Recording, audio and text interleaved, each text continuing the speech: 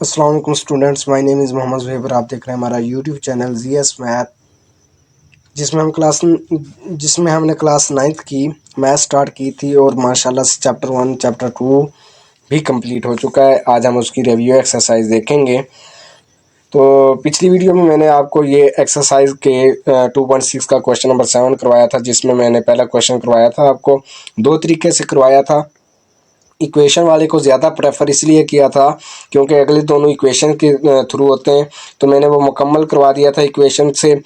तो फिर इनकी मैंने ये आपको ओवरव्यू दे दिया था कि यार इसकी इक्वेशन आपने किस तरह बनानी है, इसको आपस में मल्टीप्लाई करना है और इस साइड पे 2 को अंदर मल्टीप्लाई करना है, और इस तरह से आपने इनकी कंपेयरिंग करने के बाद, जिस तरह मैंने पार्ट 1 में कंपेयर किया है कि अयोटा वालों को अयोटा के साथ, जिनके साथ अयोटा नहीं है उनको एक साथ कंपेयर किया है, तो उसी तरह इसको आपने कंपेयर करना है।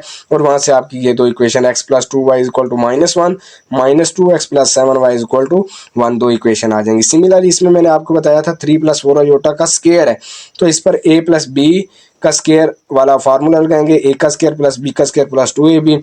तो फिर इक्वेशन बनाने के बाद वो सिंपल करने के बाद इक्वेशन बनाएंगे और सॉल्व हो जाएंगी।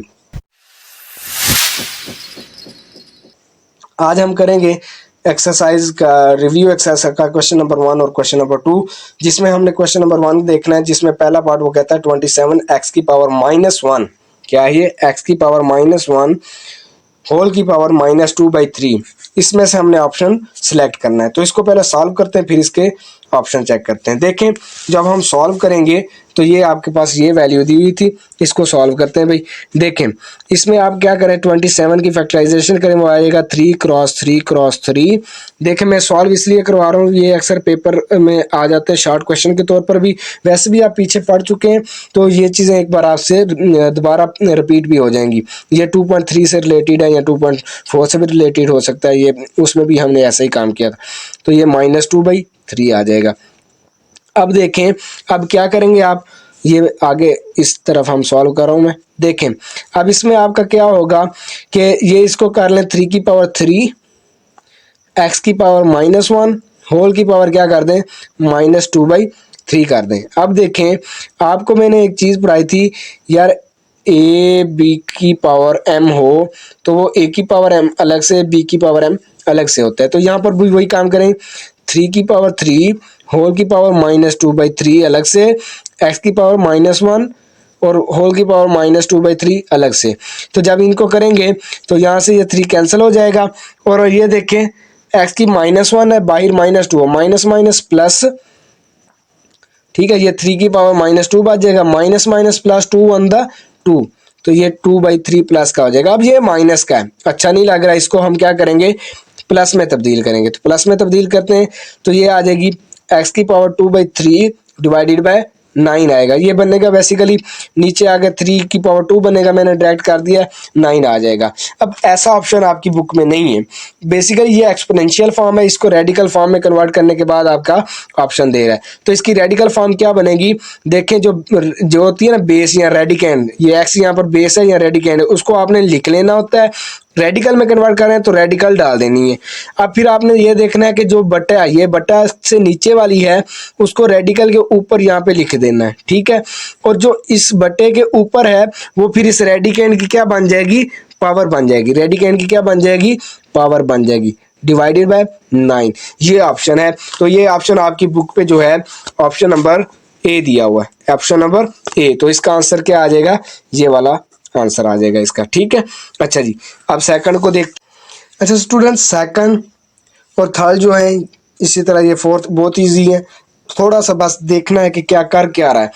इसको वो कहता है right in exponential form. Exponential form में हमने इसको लिखना है। देखें, जब भी रेडिकल से या एक्सपोनेंशियल में या एक्सपोनेंशियल से रेडिकल में जाना है, आपने ये जो रेडिकेंड होता है या बेस होती है, इसको लिख लेना होता है। ये लिख लिया हमने भाई, ठीक हो गया। फिर आपने क्या करना होता है, रेडिकल को ख़त्म करना होता है। वैसे रेडिकल की कीमत होती है 1/2 होती है, ये रेडिकल की कीमत क्या है, 1/2 है। अब आपने रेडिकल को ख़त्म करना है तो नीचे यानी रेडिकल का 1/2 होता है, लेकिन अगर यहाँ पर जो वैल्यू दी जाएगी फिर वो बटे में जाती है।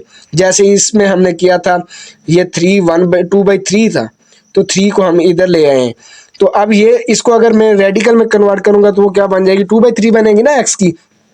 इसको मैं कन्वर्ट कर रहा हूँ बेसिकली, इस एमसीक्यू को कर इसको रहा हूँ, ये आपको पीछे सॉल्व करके दिया तो इसलिए इसका ओवरव्यू दिया। तो मैंने रेडिकैन को लिख लिया। अब मैं क्या करूँगा, ब्रैकेट बंद कर देता हूँ, अब बटा 1 डाल दूंगा, इसकी पावर 1 आ जाएगी, ठीक है।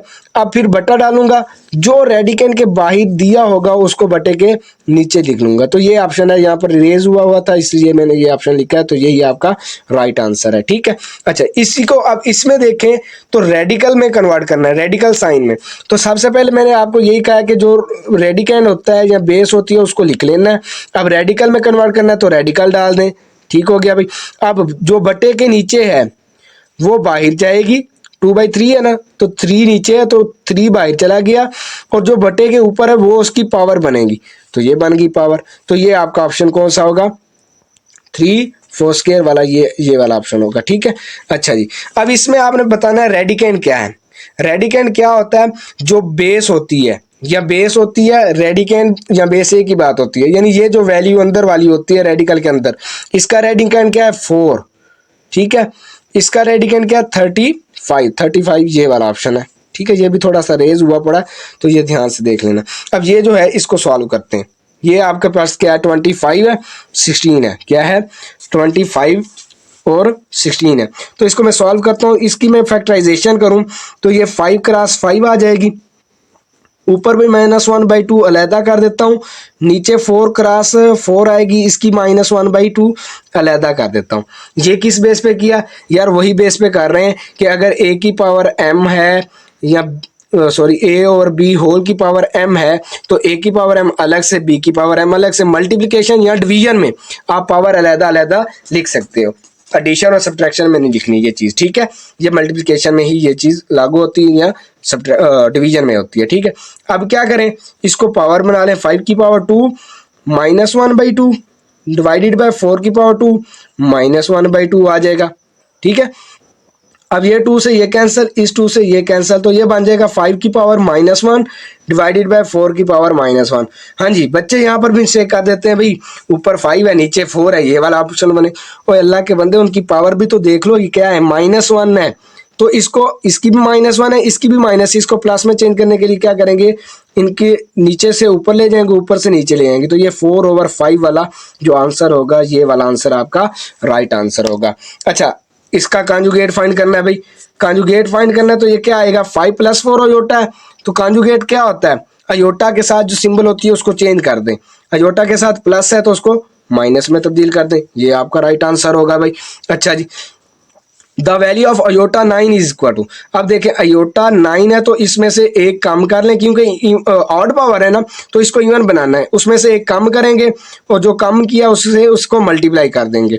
अब क्या कर लेंगे, अयोटा स्क्वायर बना लेंगे, जो इसको अयोटा स्क्वायर बना लेना है, जो आपने इवन बनाया होगा उसको अयोटा स्क्वायर बना लेना है।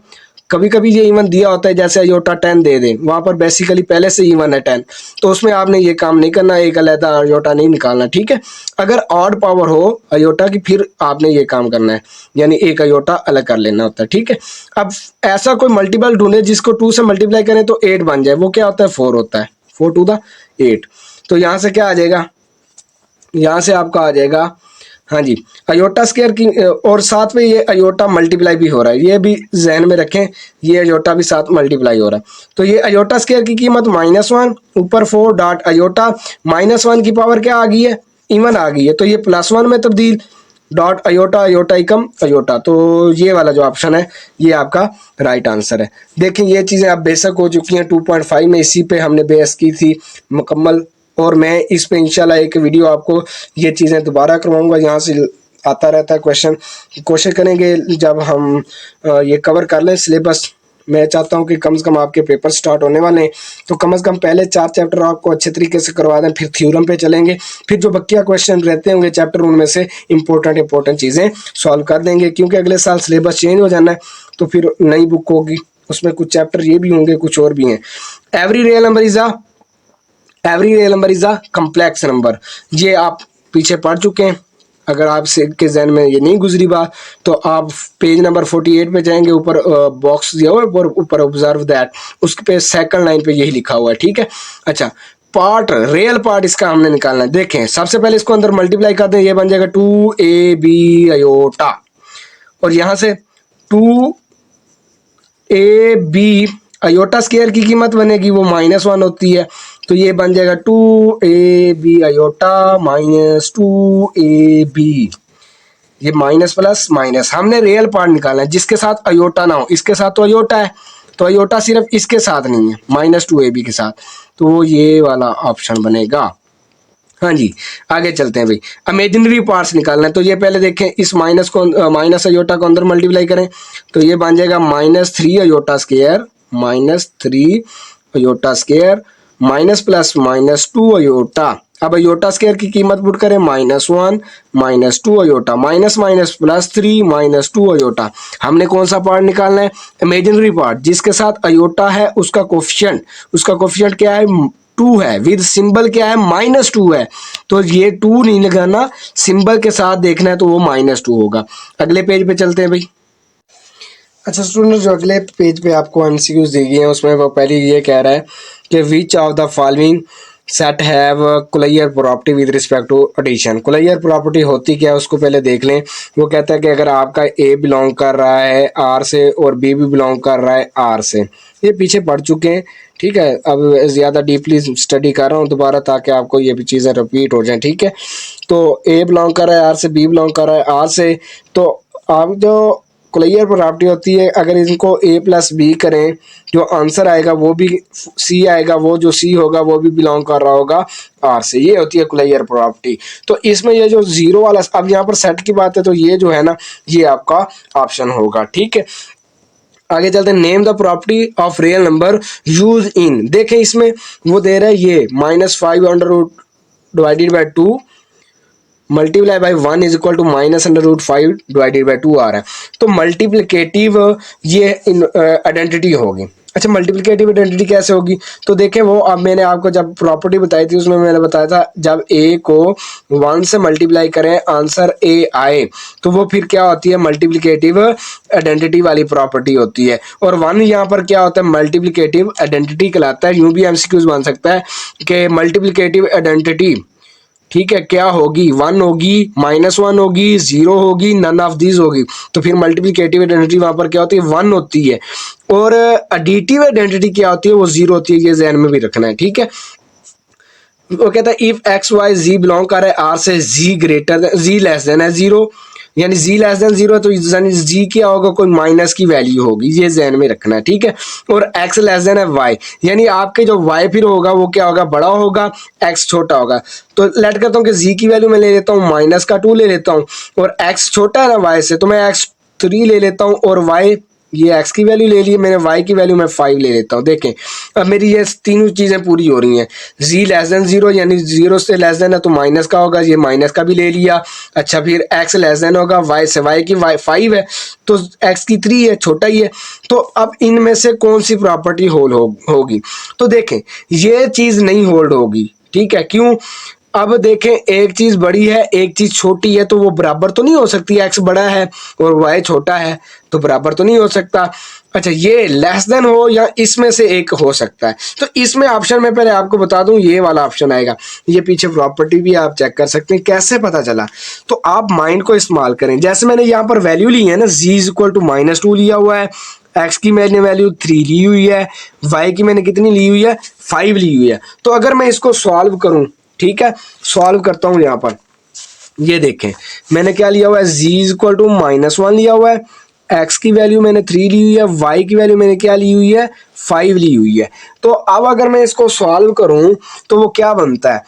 अब देखें वो कहता है मैंने अब जो ऑप्शन लगाया वो मैंने लगाया एक्स सी ग्रेटर देन होगा y ऑफ z से। ये किस बेस पे लगाया? ये चीज चेक कर रहा हूं ना। तो x की वैल्यू मेरी कितनी है? 3 है, z की वैल्यू -2 है। चलो मैंने -2 ली हुई थी, वो -2 लिख देते हैं, ठीक है। अच्छा जी, और इस ग्रेटर देन आएगा, y की वैल्यू मेरी कितनी है? 5 है, और z की वैल्यू कितनी है? -2 है। तो यहाँ से -6 आएगा, ग्रेटर देन आएगा -10 से। अब ये ध्यान में रखें, माइनस की जो छोटी वैल्यू होगी, माइनस जैसे 6 है, 10 से तो छोटा लग रहा है ना, जो छोटी वैल्यू होगी वो हमेशा बड़ी होगी माइनस साथ लगने की वजह से। बेसिकली अगर ये यूं हो 6 और 10 हो तो फिर 10 बड़ा है, लेकिन अगर यहाँ पर माइनस लगेगी इधर तो ये माइनस लगती है यहाँ पर दोनों साइड पे, तो ये फिर चेंज हो जाएगा यूं। वजह क्या है, क्योंकि माइनस की जो छोटी लगती है वैल्यू जो 6 होगा वो बड़ी से क्या होगा, बड़ा होगा। यानी जैसे 10 है ये वैसे छोटा है, माइनस में छोटा है, ठीक है, -6 से, ठीक है। तो ये देखें फिर ये प्रॉपर्टी होल होगी, दूसरी प्रॉपर्टी ऑटोमेटिकली वो क्या होगा, आपका गलत आंसर होगा। आगे चलते हैं, टाइम वेस्ट नहीं करते, अभी क्वेश्चन 2 भी करना है, लेंथी वीडियो बन जाएगी फिर। अच्छा, इफ ए बी बिलोंग कर रहा है then only a is equal to b होगा, या ए लेस देन बी होगा, या ए ग्रेटर देन बी होगा। तो ये हमने प्रॉपर्टी पढ़ी थी इनक्वालिटी में, वो कौन सी प्रॉपर्टी होती है, ट्राइकोटमी। अगर नहीं पता तो आप जाकर वीडियो देखें जिसमें हमने प्रॉपर्टीज ऑफ इनइक्वालिटी पढ़ाई है। इक्वालिटी की तो इजी थी, इनइक्वालिटी भी मैंने वीडियो अपलोड कर चुका हूँ, उस पर जाकर देख सकते हैं। अच्छा, और नॉन टर्मिनेटिंग या non recurring decimal represent an irrational number, ये तीसरे चौथे पेज पे भी ये भी चीज़ मैंने आपको पढ़ाई थी, ठीक है। तो ये एमसीक्यूज आपकी कंप्लीट हो गई हैं। ट्रू फॉल्स बहुत ईजी है, टफ नहीं है, थोड़ा सा माइंड इस्तेमाल करना है। Division is not an associative property. जो अच्छा बच्चे जो उर्दू मीडियम है ना, वो भी इस चीज़ पे टेंशन ना लिया करें कि सारी इंग्लिश में पढ़ा रहे हैं, उर्दू के बारे में तो कुछ नहीं बताते। बेटा मैं जो चीज़ पढ़ा रहा हूँ तो मैं उसको समझा भी तो रहा हूँ, उसका मेन पॉइंट भी तो आपको बता रहा हूँ, तो आप उस मेन पॉइंट को पकड़ें, अपना सोल्यूशन करें, ठीक है। आप उर्दू मीडियम पे वो लिख सकते हैं, कोई इशू नहीं है इसमें, ठीक है। ये चीज़ें आपने ये नहीं कहना कि सारे इंग्लिश में पढ़ा रहे हैं, उर्दू में पढ़ा ही नहीं रहे। तो ये चीज़ें आप सोचें ना कि मैं आपको एक छोटे से छोटा पॉइंट भी तो बता रहा हूँ। अब आपको पता नहीं सर अपने आपके जो स्कूल के टीचर हैं उन्होंने ऐसे समझाई हैं एमसीक्यूज नहीं या नहीं समझाई, लेकिन मैंने आपको पॉइंट डीपली जाके पॉइंट बताया कि ये कहाँ से क्यों हुआ है, ऐसे आंसर क्यों आ रहा है, ठीक है।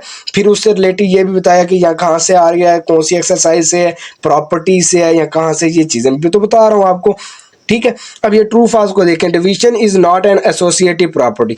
देखें एसोसिएटिव प्रॉपर्टी किस पे, या मल्टीप्लिकेशन पे होती है या एडिशन पे होती है, तो डिवीजन पे नहीं होती, वाकई नहीं होती, तो ये राइट है, तो मैंने टिक लगा दिया है, ठीक है।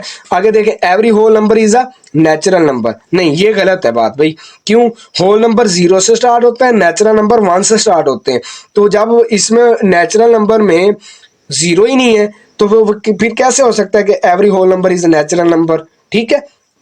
0 नहीं है ना नेचुरल नंबर में, तो ये आपकी कंडीशन गलत हो जाएगी। मल्टीप्लिकेटिव इनवर्स ये सही है, क्यों, देखिए मल्टीप्लिकेटिव इनवर्स जो होता है ना, ये ए होता है ना, तो आप उसको 1/a करते होते हो मल्टीप्लिकेटिव इनवर्स में, तो ये है 1/0.02, जब हल करेंगे तो ये 50 आपका आंसर आएगा, ये ठीक है। Similarly pi is a rational number नहीं होता भाई, पाई हमेशा क्या होता है, इरेशनल नंबर होता है। रेडिकल वाले भी क्या होते हैं, इरेशनल, यानी स्क्वायर रूट 29 आ जाए, ये भी इरेशनल नंबर है। बाकी भी ईजी है, ठीक है, ये आपने चेक कर लेने, ठीक है, ईजी है, टफ नहीं है, ठीक है। अच्छा, अगली वीडियो में मैंने आपको ना ये क्वेश्चन नंबर 3 करवाऊंगा। अगली वीडियो में हम कौन सा क्वेश्चन करेंगे, क्वेश्चन नंबर 3 करेंगे। उसके बाद ये बकिया आपने करने हैं, ईजी है, सिंपल है, ठीक है। अगर किसी चीज़ की समझ ना आए तो फिर आप कमेंट में लिख दें, सर यहाँ से ये पार्ट नहीं समझ आया, मैं वो आपको पार्ट दोबारा समझा दूंगा, ठीक है। अगली वीडियो में हम क्वेश्चन नंबर 3 करेंगे, और इंशाल्लाह कोशिश करूंगा क्वेश्चन नंबर इसके जो अगले 1-2 पार्ट्स हैं लॉन्ग क्वेश्चन, वहां से भी 1-2 पार्ट कोई करवा दूंगा सवाल।